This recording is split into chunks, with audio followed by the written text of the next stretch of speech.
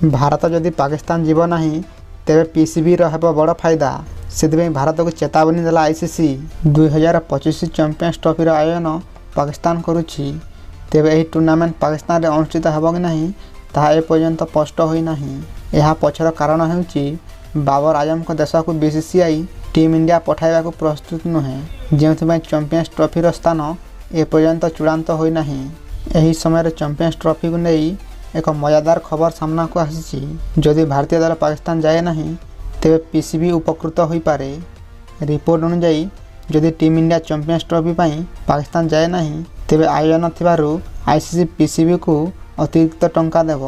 जदि team India यार match अन्य कौन स्थान में खेलिबो यह विचार करी पीसीबी अतिरिक्त टंका पाइब। एक मीडिया रिपोर्ट जना पड़ी जे पीसीबी चैंपियंस ट्रॉफी आयोजन भाव में समस्त औपचारिकता पूरण करिछि। एही कार्यक्रम पाई 1280 कोटी टंकार एक बड़ बजेट मध्य अनुमोदन होइछि। एबे केवल गोटे कार्य बाकी अछि जे आईसीसी किपरि भारत को पाकिस्तान आसिबा पई प्रवर्ताइब।